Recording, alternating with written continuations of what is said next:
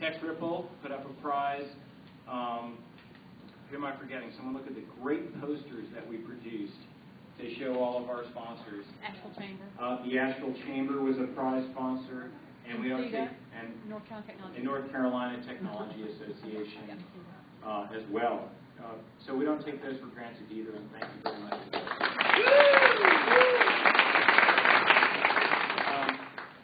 And I want to thank our coaches and our judges, Ramphis Castro, all the way from Puerto Rico. Rob Pizzuta, all the way from San Francisco. Carol King, all the way from Asheville. Joe Emerson, all the way from downtown Asheville. Joe, we love seeing you beat Simon last year, but I think that having you back as a coach was really awesome to prepare these guys for this year's judging panel. So thank you for that. Steve Poland, thank you so much for coaching as well. And Kristen Jekyllek, thank you so much. And finally, Tracy Sigler is our last coach. Thank you very much. We have an amazing panel of judges here from Paul Zurich with Biltmore Farms. Thank you, Paul, for being here. Neil Rosenberg, thank you for being here. Marilyn McDonald, thank you so much for being here. For those of you who don't know, Marilyn actually has gone through Startup Weekend, so she knows what it's all about. And finally, last but not least, Pam, our very own Pam Lewis, who we cherish and admire and wish all the best for. Thank you, Pam Lewis, for being here.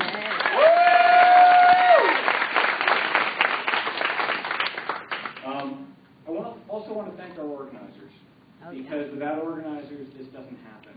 No one goes out and is the annoying person following up with sponsors. You know, no one is the annoying person following up with other organizers saying, did you get that done yet? Did you get that done yet? It's a big deal. It's like a little startup right here in Asheville. And so I want to thank especially Trevor Larver and Pam Lewis.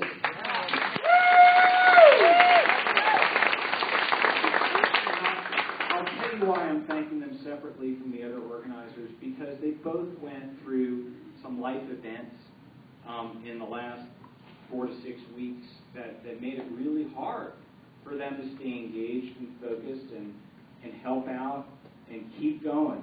But as you guys know with a startup, and as you guys know in life, sometimes you have life events and you keep going. It's like, keep swimming. And they really did, and they really delivered, and thank you so much for that.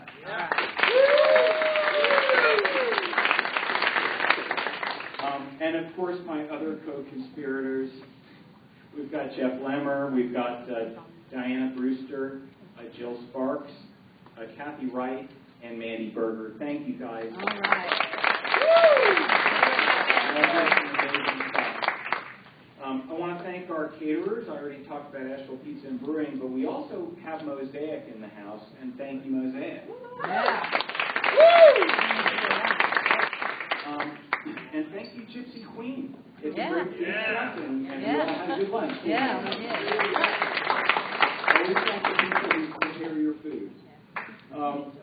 And finally, I just want to say a word about why the Asheville entrepreneurial scene needs you.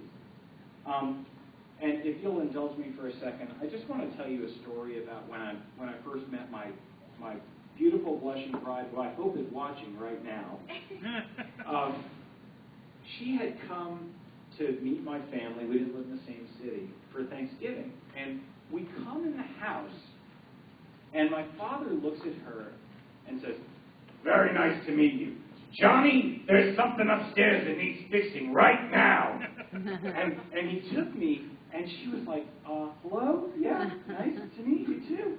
And the truth of the matter is that I explained to her later is that the men in our family say I love you and hang out by working.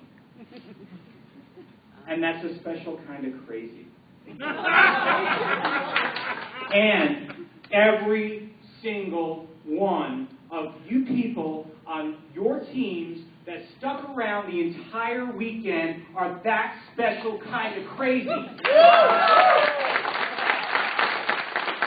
I love you guys. And you are the reason why things happen in the world. Because everyone else was mountain biking. Everyone else was hanging out and watching Netflix. Everyone else was doing something else this weekend. Y'all were starting a business with your free time. Let's give them a round of applause again.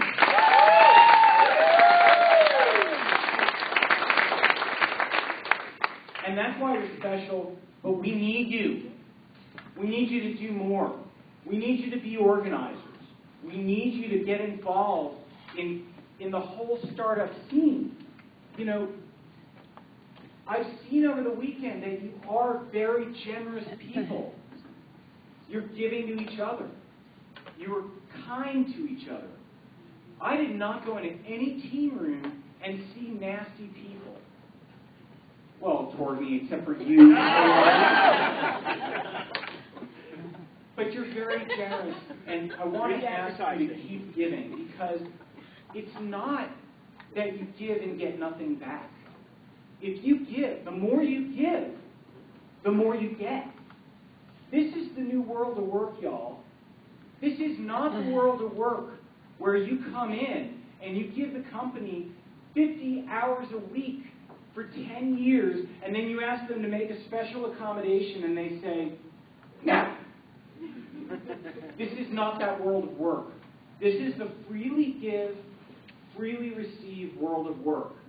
And so there are so many other things that you guys can be involved in. And I'm not going to say be a Startup Weekend organizer, although I hope you will. But get involved in something. Go to World Domination Summit in Portland. You know, do something where you're connecting. Write an article. Help someone who's an entrepreneur here in town. Just get involved. Because that's who you are. Because when you bring your future spouse of any stripe home to your parents, my guess is that somebody is going to say, we spend time together by working. And so, enjoy the rest of the program. Ramphis, are you emceeing? Trevor, are you emceeing? Okay, so what's going to happen now is Ramphis is going to introduce the teams. They're going to get 5 minutes to present, and then there's 3 minutes for the judges. And we've got 8 amazing teams to show to you tonight. And so I hope that you'll bear with us, because that takes a while. But I also am going to ask the judges, and I'm going to ask all of you on your teams, please keep to within your time. So without further ado, thank you so much for listening to me spout off. And here's Ramphis Castro, all the way from Puerto Rico.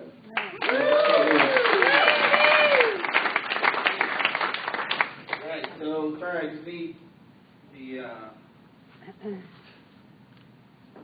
folks to come up, and we are good to go. Oh, and clicker. All right. Sorry about my driving. All right, so awesome. Even better.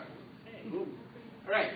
So first off, you really do, guys. It's been very humbling and a real honor to be back in Asheville to have a chance to actually help you guys have a new batch of entrepreneurs actually get started in Asheville. So thank you for the opportunity to be back and help you guys over the weekend. And also, really, you should be extremely proud of what you've achieved so far. Just like Jonathan said, you've been everywhere. You've been here getting it done. And the coaches and myself, we've been extremely pumped to see just how much work you can get done over the weekend. So, quick round of applause for you guys. All right. So, quickly, just want to set the stage for those of you that are just getting kind of introduced on what Startup Weekend is and what's kind of happened, right? What has happened over the weekend. And really, the Startup Weekend is really around inspiring change in the lives of entrepreneurs, right? So it's really about giving that first shot for entrepreneurs to actually a low-risk way to really get involved within entrepreneurship. When we started on Friday, there was somewhere around upwards to 60, 70, 80% that it was the first Startup Weekend, first kind of experience, really engaging customers, pitching, building teams, fighting within teams, not sure what's going on, not sure what's next, etc. And really Startup Weekend enables that for people. And the Startup Weekend is a worldwide movement. Right? So it's Seattle-based, but it operates in over 115 countries all over the world. Hundreds of thousands of entrepreneurs get exposed to what you guys have seen over the weekend, and they engaging coaches, judges, etc. Over 1,000 events, 2,000 plus global and local organizers like Pam, Trevor, John, and it operates in over 550 cities worldwide. So what you've done, it actually has been happening simultaneously in multiple parts of the world. So actually my home country, in San Juan, there's a Startup Weekend going on right now. So as you guys are pitching, they're pitching back home, and they've been working. In their market, they've been working. In Italy, they've been working. So it's really important for you guys to figure out that the new world that John mentioned is connected. Right? So entrepreneurs like you are all over the world. And it's really up to you, which you've seen, those that participated, in connecting with the rest of the world. And we are all here for you worldwide to help you move forward, to help you promote, to retweet, get your customers, validate those ideas. This is the world is completely flat, as many of you have seen over the weekend. And really, people that come to Startup Weekend, they come for a whole host of reasons. Those are just getting introduced to Startup Weekend. I want to make sure that they come for a lot of reasons, that they come together and learn. And they learn because they get a chance to really engage with customers. And this is just a little bit about myself. So this is like vacation for me, right? For me, I have companies to run. I run multiple entrepreneurship programs in Puerto Rico. I'm also advisor to the President of the Senate in Puerto Rico, advisor to the governor, involved in a bunch of different things. So if it weren't for just how awesome the Asheville startup scene is, and Pam and John and Trevor, just how great time they had, there's really no way I could say, we're going to go. So thank you, Pam, Trevor, and John, for being so awesome. Great. Technical failure. All right. So you get a chance to help, right? And involved with a bunch of different companies and different areas. And really, and I showed this guys Friday, right? Really, what just happened, right? Really, one of the big things that they learned over the course of the weekend is they came up here on Friday and pitched. They have an idea. They have some kind of plan before, like maybe weeks or months before the start of the weekend, saying this is what I think is going to happen over the weekend. Right, I have some plan. I'm going to get some guy to work for me for free. We're going to do this great company. It's going to be awesome, right? So everybody has a plan. Right? And everybody here experienced that. Going out and talking to customers, seeing really the reaction of what you think is this amazing idea. For people that say like, I'm like not that excited about that. So that's really what everyone that has been working over the weekend, that's what they've been doing. And what just happened? So they came by, just to give you a sense of what happened. They came by on Friday, they pitched, they were voted, teams were formed, and they started working. So over the past 3 days, they've been mapping their MVP, identifying customers. So this is what all the different things that they've been doing. Right? So these are people that the idea is completely new, the companies are completely new, and everything that you will see now just happened over the past 54 hours. And how will it be judged?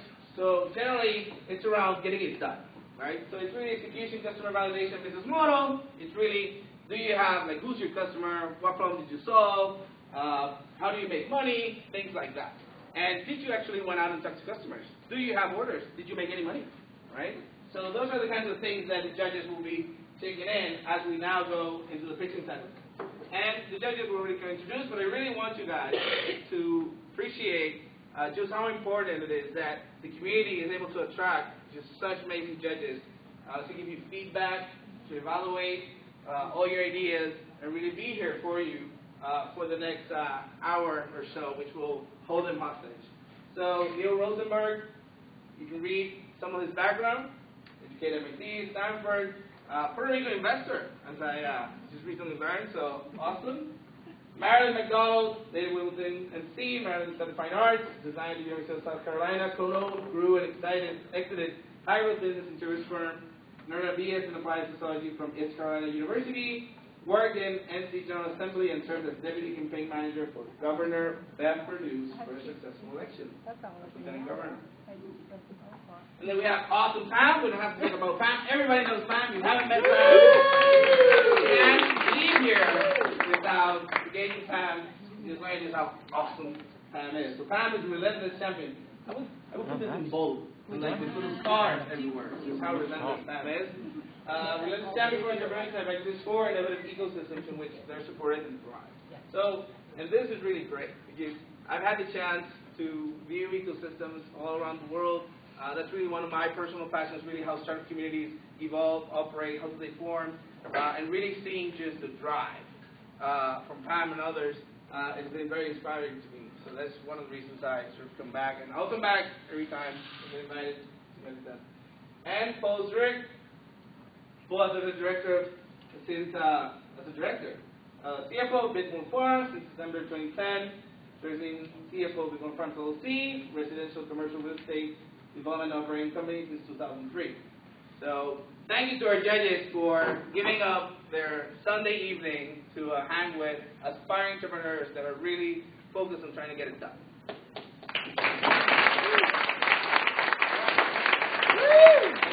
That's it. So without further ado, first on deck is Yondra, right? Woo! So the way this will work. So as I let them get ready and let Trevor help them set them up, as was mentioned, they will have 5 minutes flat to get to pitch. Okay? Then we'll go to 3-minute Q&A, and as they're doing their Q&A, the next team will be on deck. Okay? So, once we've started,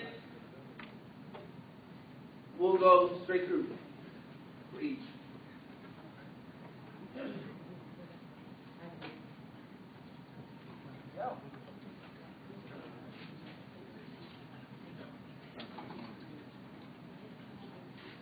Alright, so, Yondra, you guys are on deck. Back to my Tanglewood days, I was able to go in the street. There's nobody like me. Hold on. I walked a long, long way, still look back to my Tanglewood days. All right, start the timer. I walked a long, long way, still look back to my Tanglewood days. I was able to go in the street, saying ain't nobody that can sing like me, ain't nobody that can sing like me. Way over yonder in the minor key, way over yonder in the minor key, ain't nobody that can sing like me. Hi, my name is Heather Seltzer, and it really doesn't matter what kind of outdoor enthusiast you are, whether you like to hike, bike, maybe take a trail run, paddle, you understand balance. And there's a limited amount of resources when it comes to where you're going to find your next adventure. Are you going to pull a guidebook? Maybe pull a trail map, go through a long-winded website. Right now, there's nothing on the market where you can type in your criteria. So let's go through this together. I wake up one morning. I've had a stressful week. I want to discover a new waterfall. What can I do to make this happen fast? Maybe within 30 minutes of Asheville, I want a moderate hike and discover something new. Plug in the criteria into a website. Not only do I get search results that match my personalized needs, but I'm also tapped into a resource. Because when we ask our future users who they ask and who they trust the most, it's friends. And there isn't a social network need right now, online, that taps into all the greater mavens. So let me introduce YonderOff.com. We're filling a need that's currently not there. Originally pitched as Yelp for the outdoor enthusiast, our team did an incredible job of not only understanding what our users want and need when it comes to interaction, but on top of that, how we can scale this, how we can get our advertisers connected in this incredible billion-dollar industry of outdoor enthusiasts. Even in North Carolina, it's number 3. 2, providing need to their consumers and an outlet as we scale up. I'm so excited with what our team did. We decided to do it right. We got the trails and waterfalls for Pisgah, just to give you an idea of what we can do as we take it from Pisgah to Buncombe, Transylvania, to Western North Carolina. And that we can test the models to make sure everything is golden as we move up in advertisers as well. And we imagine many different things that we'll have to pivot along the way, different income streams. But at the first, as we scale it, we already have feedback from NOC and from Blackstone. They want exclusive backing once we have a model going. And we have something incredible to show you right away. One thing that we got from our users, and we had people out on the field both at trails, at the Chamber of Commerce, so we can make sure our tourism market is accounted for, is that they want all sorts of interaction, and they do want to talk to each other. And that is a need that's not being filled right at the current moment. So I got lucky.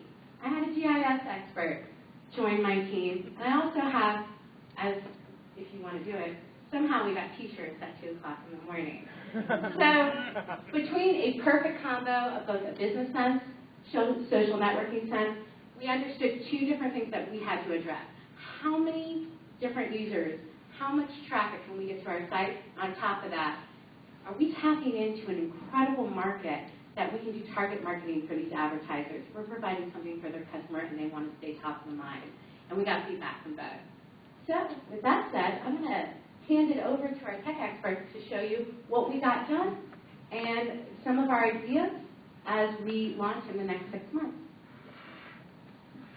So not only did we talk about this, but we actually built it. So for all the trails in the Pisgah district, you can get all the information that we talked about. Waterfalls, streams, trails with views, biking, and you can even type in, and of course, I'm not going to do it. But you can do, one of the ideas is that you can have a wish list of hikes. So when you see one, something like Boy Branch, you're going to be able to add it to your Yonder list. So that is Yonder Off. Visit the website if you want more information. We have it on .com. Oh, I gotta have it on mute.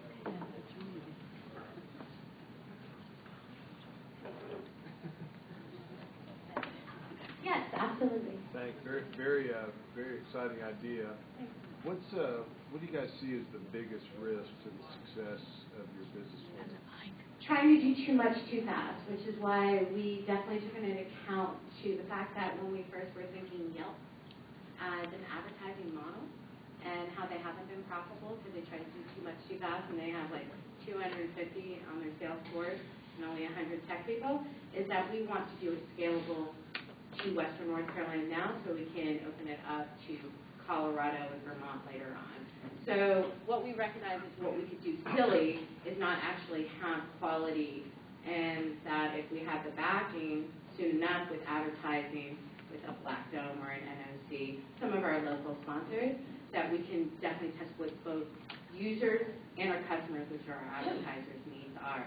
So that was our big thing, is to make sure that we're a trusted site as we do our tests, so do it scalable.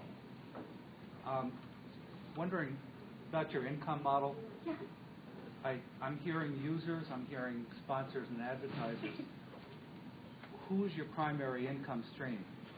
I'm glad you asked. Users, because we need, because it's a user interface, well, we want super users, we want, and if you don't mind, I'm going to actually explain the 3 different types of users that we did so much market research, it was hard to get out in a few minutes.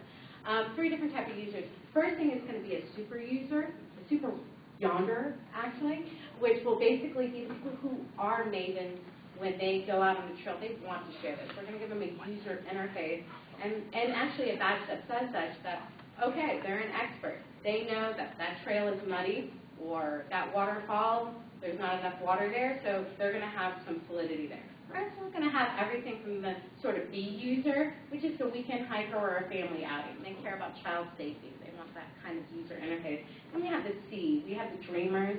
We have the tourists. And with that, we've already understood that they want a wander list, which is a safe list. So even if they're someplace else and they're just dreaming of a place in western North Carolina or future on Colorado or Vermont, that they can go ahead and save their searches. Then we have the actual customer, which is where we're getting our money, which is our advertising stream. We imagine in about a year that we can model it to about 60% of our income, but we can really get into that because we're really proud of our 9% weekend and other ways we can generate income through the site by giving something that is currently not offered. Did you get a sense for what people would be willing to pay for this service? Yeah, and I'm glad you asked. We did an online survey, and we also took people out into the field. Because we need a mass amount of traffic, we didn't want to limit our user interface when it came to our actual users. So we have other sources of generation of income, but as we're scaling it, we needed a mass amount of content from people on the ground, and advertisers would back it. So we only got a few people who would say that they would pay for it, and it didn't seem to be a worthy enough model to be like that. All right. Thanks. Awesome. Thank you.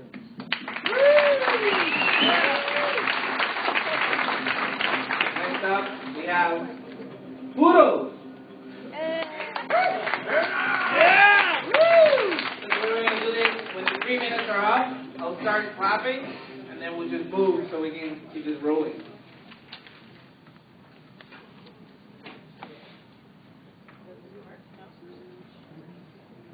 Don't start the timer yet. How can I turn it on? There. Oh, wait. Hi, we're Boodles, and Boodles is Recipe Traditions. This is our team. Seeing as how most of them didn't want to stand up here, I wanted to make sure that their pictures were up here. Get a little big public embarrassment. Okay, so in 2001, my grandma passed away very suddenly. With my grandma passing away, I lost a lot of recipes. She was not the type that wrote things down. So I will never again get to have my grandma's divinity. It's gone. So I started thinking about that. That obviously is a problem for myself because now I don't get to have my grandma's divinity. But maybe there's other people out there that might have that same problem. And it really is a bigger problem. How do I connect and hand down my family tradition so that my son doesn't have the same problem and he never gets to have his favorite recipe from me? And then I thought about it and realized other people have favorite old people too. Maybe they have favorite old people too. Everybody has somebody in their lives that you're going to lose eventually. And you're always going to miss something that they have. So, with how much our experience in life is tied to food and how much you remember of your family interactions in childhood is tied to food, what better thing to preserve than the recipes? So here comes Boodles and your recipe traditions. So Boodles is going to be a website service with accompanying apps. Its primary home is served on the web with specific base accounts, providing out different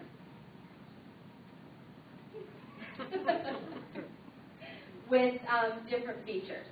Your base account starts with answering that basic, how do I connect and preserve my family's heritage? You can collect, organize, modify recipes, as well as sync them between devices so that they're always available for you. So that way it's on your phone the next time you're hanging out with your family and you get talking about grandma's recipe. And sharing so that you can share them easily between your family members. And there's a nice feature on there with storytelling. It gives you an option of uploading a video, talking about the recipe, maybe videotaping your grandma making the recipe, or talking about her mom teaching her the recipe, as well as a place for you to write out a textual story that reminds you of this recipe in case that person that you're inputting that recipe is already gone. There are 3 different tiers as of right now. We've got the base account, and then your premium account adds in a shopping list as well as a meal planner so that you can include with your recipes also your heritage recipes. Here is our landing page. It is up and reasonably functional at this time, not super pretty just yet. And so you can go to the site and sign in. Not on that side. On a site. I will link it. The pro site does not lie. And this would be what you would enter your recipes. And here's what it looks like as of right now. So how will we reach our customers? There are a lot of different options for us, as well as the generational cooking blogs, genealogy sites. Ancestry.com is a huge one, and Ancestry blogs, traditional SEO, family reunions, and our favorite morbid one, online obituaries, because that's when everybody realizes that they really do need to hold on to that family member. So with this research, we found that there is actually a customer base, and we went out and we talked to customers and found out that every single one of them, the one thing they talked about having an online recipe service was preserving family recipes. Currently, right now, we have 13 pre-orders. We have 13 customers on our mailing list, as well as multiple customer feedback. Our subscription levels, we have not tested our pricing yet, so it's actually kind of low right now. We've got $5 for the base, $10 for your premium, and the leader account is $15, which gets you some extra concierge services. Right now, from what we crunched with those numbers that are very low, our break-even point is 3,200 consistent subscribers. Woo! Which is 1% of Ancestry.com should not be hard to make. I run out of time. Oh, it's time. I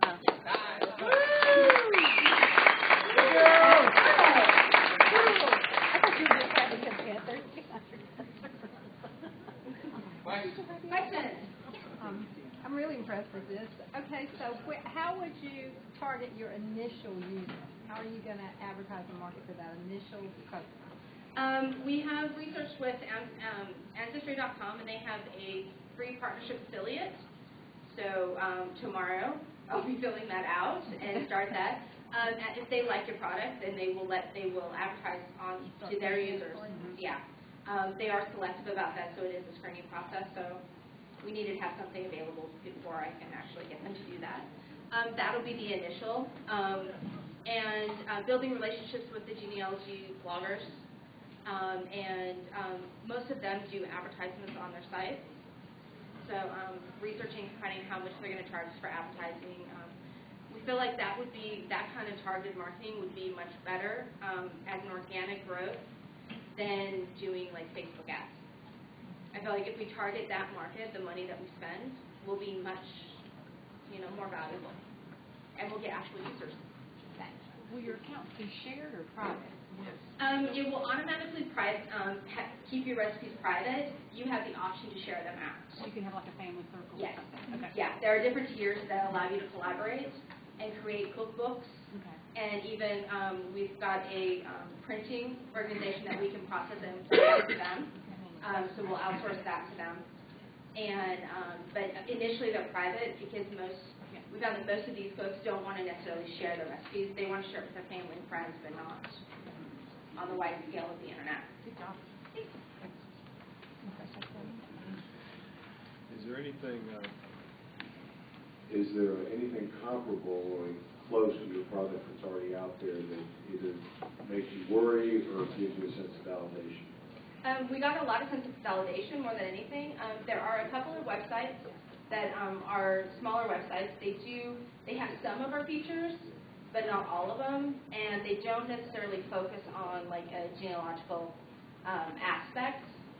There's a couple of them. They're only one that's truly focused on genealogical aspects. They don't allow you to print it. They don't allow you to collaborate. It's kind of like for you to go and make a cookbook and have it printed and sent off to your family. But all of them are paid services, so people will pay for them, we believe.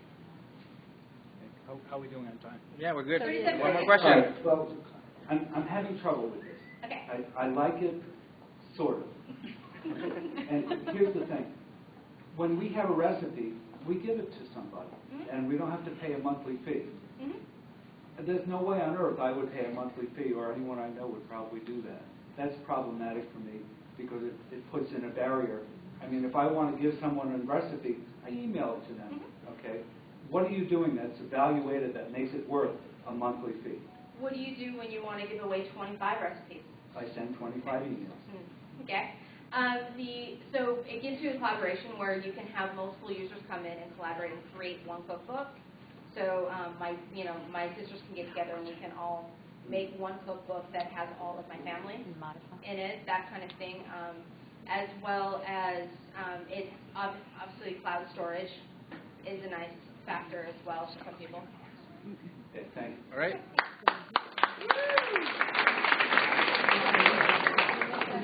All right. Rolling. We have all begin fast. All the begins fast. You're up. I'm Bill. My wife and I are artists. We have a passion for art. And what we are going to do is we are going to produce Off the Beaten Path, a magazine for folks just like me. And we're going to connect with people in this community that have a passion for the art that we love. It's going to give the artists in our community greater visibility and give the community a greater understanding of what it is we do, not by just viewing our art, but understanding our art. The content of our magazine is going to be determined by the artists in our network. We will determine the sort of art. By art, I mean not only photography and painting, but many crafts. We will determine what art and what content and what configuration makes sense.